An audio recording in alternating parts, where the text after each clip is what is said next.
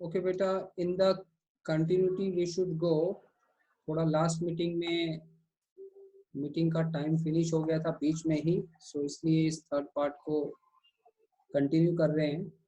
तो आपने देखा कि इक्वेशन ऑफ नॉर्मल को हम डिराइव कर रहे थे इस डेरिवेशन के अंदर, और उस डेरिवेशन के लिए हमने बेटा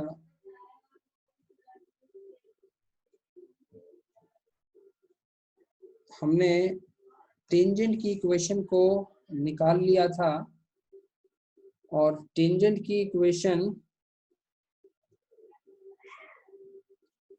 निकालने के बाद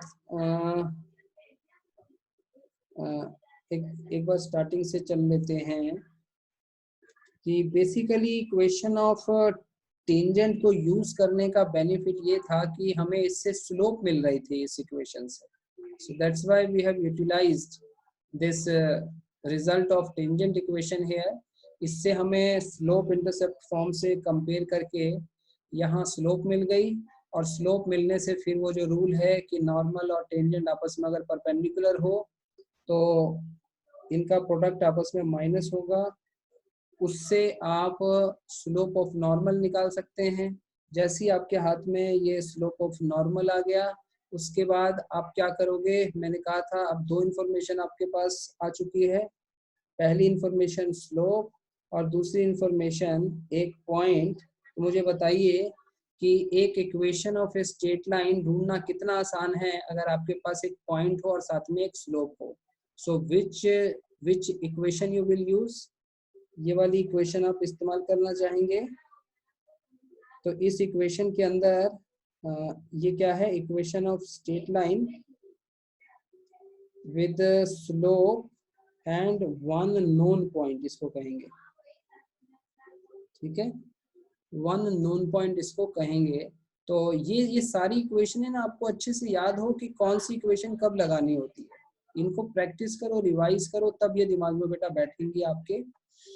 तो आप देखिए कि मैंने y1 को y डैश भर दिया, क्योंकि जो पॉइंट है आप देखिए y डैश मालूम था हमें। स्लोप को हमने y dash over x dash यहाँ भर दिया, x1 को हमने x डैश भर दिया। अब आगे थोड़ा सा सिंप्लीफाई करने वाला स्टेप बचा था। हालांकि ये स्टेप भी इक्वेशन ऑफ नॉर्मल कहला सकती है, कह सकते हैं, बट यू नो कि आगे हमें सिंप्लीफाई और अगर हो सकता है तो हमें करना चाहिए। So we will go for simplification. So let's do it.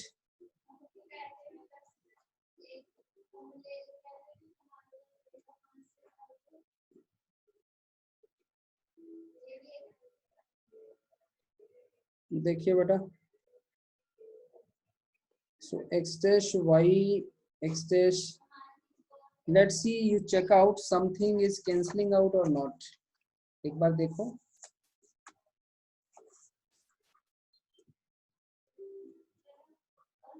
Yes, definitely you can see क्या कैंसिल हो रहा है, ये हिस्सा कैंसिल हो रहा है। So we go for the cancellation part and we will get x dash y minus x y dash equals to 0. So see how much simplified is this, and this will act as a equation of normal। इसको पूरा detail में लिखेंगे क्या है ये, equation of normal passing through given point. कौन सा given point से पास हो रहा है बेटा, x dash y dash on a circle. कैसे सर्कल के ऊपर, जिसकी इक्वेशन है x square y square equals to a square. Fine. तो almost we have completed the major portion of the graphical section, which is straight line, parabola and circle part in full detail।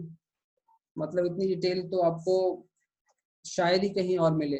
I am sure about this, I have never seen in last 17 years कि कोई इतना कोई इसे करवाए, but हम इसलिए करवा रहे हैं क्योंकि इसका बहुत बेटा आपको बेनिफिट मिलेगा और आप सभी अच्छा समझ रहे हो, इसलिए मैं ये सारी चीज़ें आपको करवा रहा हूँ। Getting good response from your side. तो टीचर को तो यही चाहिए होता है कि बच्चे को यदि अच्छा समझता है तो फिर उसको समझाने में अच्छा लगता है। ठीक हो गया। अब आप टेस्ट के लिए इन सारी चीज़ों को अच्छे से रिवाइज करो और प्रैक्टिस करो, और हर स्टेप और हर इक्वेशन को जरूर सोचो कि वो स्टेप क्यों लगाया, उस इक्वेशन का क्या मीनिंग है। कोई भी इक्वेशन है उसकी आपको डिटेल पता होनी चाहिए। जैसे आप देखो, अभी मैंने इस इक्वेशन की डिटेल यहाँ लिखी है ना, कि ये क्या है, ये एक नॉर्मल की इक्वेशन है, और जो कब बनेगी, जब वो नॉर्मल एक पॉइंट से पास करेगी और वो पॉइंट किस पे होगा, इस सर्कल पे होगा।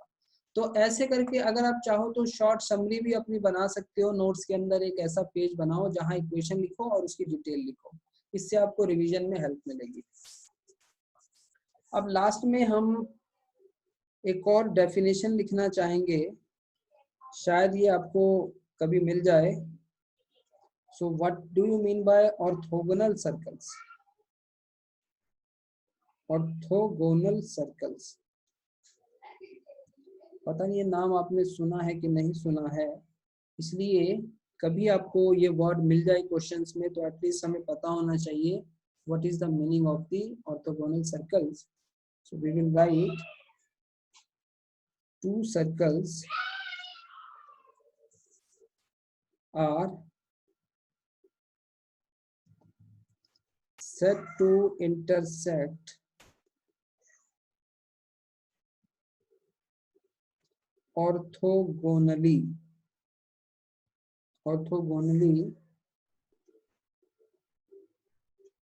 when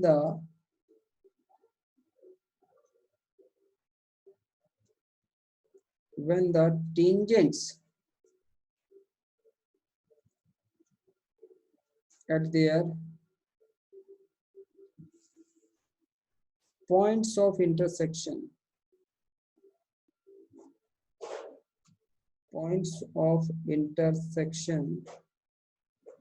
are at right angles।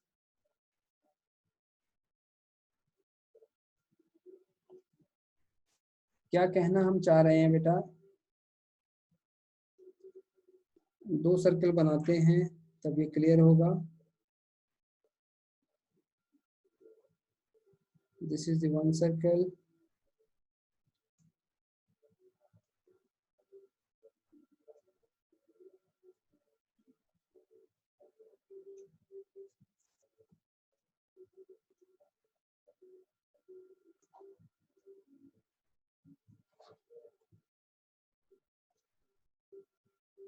तो अब देखिए ये दो सर्कल हैं हमारे पास। डेफिनेशन है two circles are said to intersect orthogonally when the tangents at their points of intersection are at right angles। तो यहाँ पे पॉइंट ऑफ इंटरसेक्शन की बात कर लेते हैं। This is the point of intersection, ये पहले का सेंटर, ये दूसरे का सेंटर। आपको पता है इस पॉइंट ऑफ इंटरसेक्शन पे हमें क्या बनाना है, टेंजेंट बनाना है। तो टेंजेंट बना लेते हैं।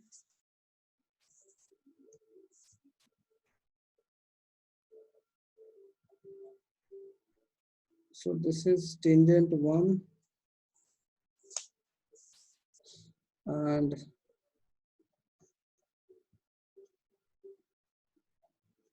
this is tangent 2।